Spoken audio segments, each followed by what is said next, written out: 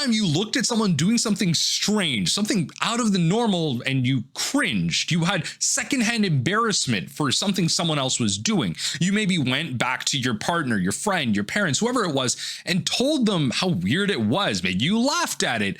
And in many ways, you didn't embrace the difference, because nowadays cringe culture has gone very far in terms of almost bordering on bullying and in many ways tyranny for some people. Because just to be cringe in many ways is just to be different. It's to be outside of what some people would consider the norm. But with how diverse society is these days, what really is the norm? It's not really about corporate culture and what you should be wearing and the size of skirts that some people believe in, or the type of shirt that you should be wearing. And maybe ways that it might actually be that to wear a graphic tee versus a buttoned up shirt, all those pro male culture videos about how you should dress at the airport and how it's creating anxiety about how supposedly ugly you look, but you might just be embracing your own style. Cringe culture is unfortunately holding us all back. And really, my problem with it is that it comes down to how oppressive it is to people exploring who they might actually be and what they might actually love. For example, for myself, I might go play Magic the Gathering at the library. I might go sit down at a game of Commander, and people might come around and think, oh Lord, them kids playing with their Pokemon cards. First of all, I don't play Pokemon. I play Magic the Gathering, god damn it. And for those people, it's just not something they would do. But when they go back home and they go to their nickel collection or they play with their toy trains, then that's not cringe. You know what I mean? It's like that whole idea as an extension of how, people always tell you we have such a prevalence of autism diagnosis. Everyone has something these days. Back in my day, we didn't have any of this. And all of a sudden your grandmother that again had a toy collection in the basement, a grader collection, or your grandfather that had a toy train collection in the basement, that was an autism. Hold on now. Hold on. I'm no doctor, but just because we have a greater prevalence of neurodivergence due to diagnosis now doesn't mean that it didn't exist back then. Okay. So when it comes to that cringe culture in terms of hobbies, that's where it really gets kind of interesting. Because the cringe culture of what people believe is bad to showcase out in public and what the norm is kind of very like diminishing in many ways. It's kind of bland, kind of grayscale. Like it's normal to be like non-confrontational in terms of protecting your own hobbies, to be non-reactive, to be nonchalant. I'm sure many of you have seen the memes of, the guy crashing in a plane, but not reaction because the girls are around, just, calm down, the plane's crashing. Yo, calm down. You're doing too much right now. All of that. And in many ways, you can maybe attribute that to a younger generation, the Gen Z. And in many ways, I try and remind the millennials of myself. For many of you who don't know, I am 30 years old.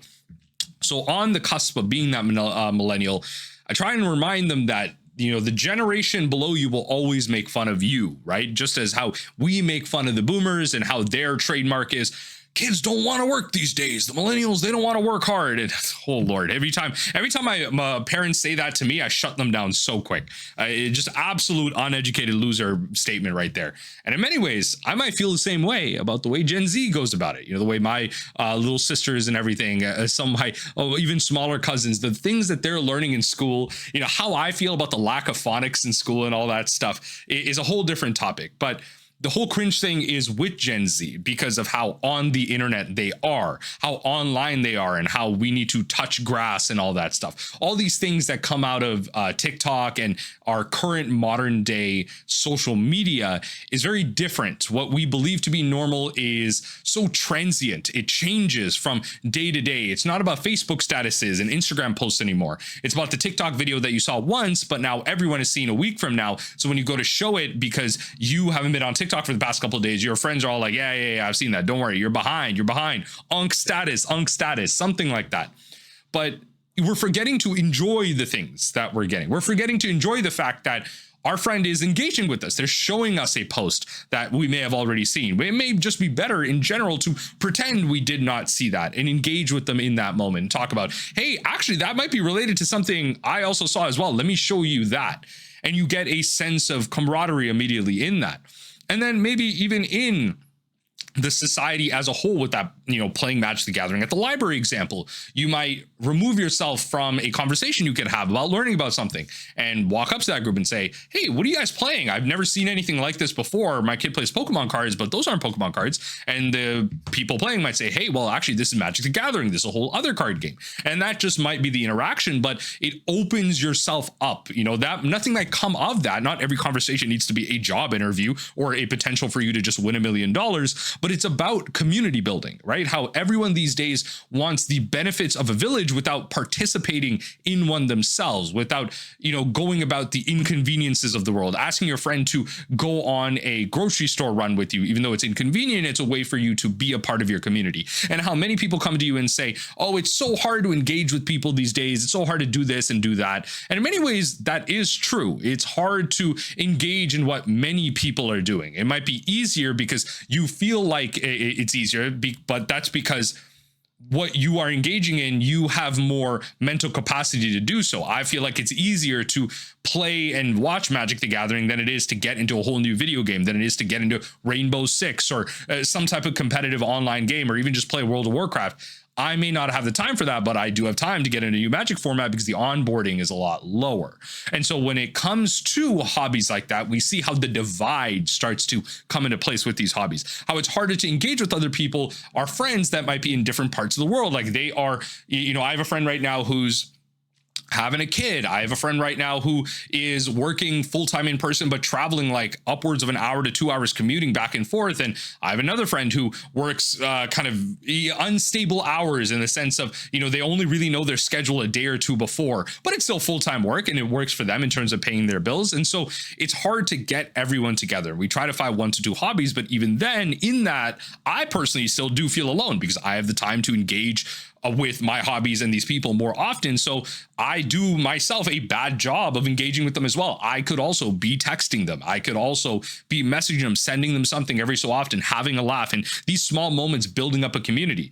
But in many ways, these things could be seen as cringe because that's not normal. That's not how we see friendships. Because as growing up in the Gen Z era of things right now, a lot of these Gen Z kids are in university, in school, they're actively with their friends. They're constantly surrounded by communication, by friendship, by enemies, by frenemies, whatever it might be. You are constantly surrounded by a community that is artificially made for you. But once you leave university, you start to see how hard it is. For many of you watching this video, by the average age of the audience that I bring in on this channel, you can probably understand how hard it is to date, to find new friends, to engage in new hobbies, how hard it is to play in those hobbies that you have, how hard it is to travel to an LGS, to travel to a Magic the Gathering event, to travel to a con, an anime con, whatever it is, how hard that is because of the divide between everything. And sure, things are maybe more accessible than ever with cars and roads and, our general technology. Playing Magic the Gathering online through Spell Table might be easier, but it might not be seen as the norm. That's not the normal thing to do. And in many ways, that barrier is harder to break than with our friends. If we break it with ourselves, how do we then break it with our friends to onboard them to join you in these hobbies? And that's where that cringe culture really starts to create that barrier, that it creates that bullying aspect of things where it's not cool to do that. That's not the normal way. Leave that behind. Like, yo, you're a loser. Why are you playing Magic the Gathering? Just come talk about cars with me. Come talk about just working out. The age-old male issue of, whenever I break up with a girl, I'm gonna go work out and work on myself, but they don't see a therapist. You know what I mean? Like the track of doing better is completely teetered off because working on yourself is working on yourself physically, not mentally, right? And so this is where the proliferation of all of this solidarity and confinement that we get in self-improvement kind of proliferates the cringe culture part of things, how you should be working on yourself, not putting yourself down to help others or putting yourself in a weird place to help others, how being a part of that community is so important. And yes, sometimes you do get, put down by other people, but that is the cost of something. That is the cost of it. You ultimately have to fail to succeed. Not everyone has a 100% success rate, and it doesn't teach you anything. It doesn't, failing does teach you how to succeed better. And with that, in cringe culture, we see that when it comes to bullying, when it comes to stopping other people from doing what they need to do, preventing them, the online bullying, going into people's statuses and saying, this is a dumb thing to say. Why would you have this opinion? This is such a weird thing to eat. Why are you eating that? That food smells like fart. Like, why would you eat something like that? And, you know, I'm thinking about the video I made the other day where the intro, I talked crap about Italian food and how much I don't like it. And it's not that I wouldn't eat a pasta. I just think Italian food is so underflavored. Like, you know, people talk about the simplicity of things, but like, you know, it's like, I watched a video the other day about white people making steak and black people making steak. It's like a fun little YouTube channel that like does different things like that. Like, oh, Latino people making this and black people making that or something like that, right? It's how different cultures kind of do it. And obviously they worded that way for engagement bait and everything. But you see how like the white people making their steak is so like under flavored, right? It's just salt, pepper. But the way that black people make it, it might be overcooked, which actually is not the optimal way to make steak, but it is very flavored. And so you have these balances of what works with different people. And I have my own opinion about what I think is good, but I'm not going to yuck someone else's yum. I'm not going to harp on them for getting Italian food. I'm not going to harp on them for getting pasta. I just don't want it. I have an opinion about it. But the key is that opinion is not going to stop other people from eating pasta. It's not going to stop other people from enjoying Italian food. It's not going to stop other people from enjoying steaks that are just made with salt and pepper, right? I personally want my flavor buds assaulted, but you know what? When it comes to food, I might be a bit too much of an eater for that. And so when it comes to that openness, it's all about what you cultivate, right? With the friends that you have, the circle that you have to remember that with cringe culture, participating in it and not being a part of it, you ultimately won't be spared from the culture that you cultivate. You will ultimately be the target of the cringe culture that you are a part of, because if you even step a toe out of line, you are now on the receiving end of it. You may like cars in a group of male dominated hobbies where car culture and getting women and treating them bad is seen as great. But then the minute you like a purple color on a car, that might be seen as a girly color. That's cringe, bro, right? Whatever, some type of random cringy statement like that. You might have even cringed at that statement in me trying to make unironic humor there. And if you were to engage in a hobby like this, you ultimately have a kind of whole a spectrum in that hobby. The type of Magic players that like combo versus control versus aggro, the type of car people that like big cars, small cars, trucks, caravans, sedans, whatever. It is cringe within itself. It's cringe to view something from outside, but also cringe to see other people liking something.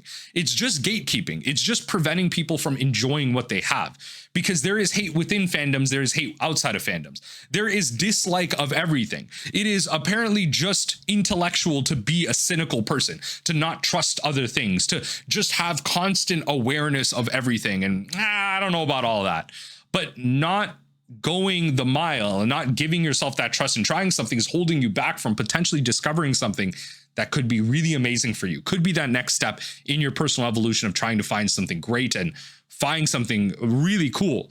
And it's kind of like an extension of like the scientific method in many ways, where we are meant to question everything, ask why, but that is taken too far in cynicism to the point of distrust. And that can then extend into cringe culture, where we question everything, don't trust everything. And because it's not normal and something we are used to at our baseline, it's cringe.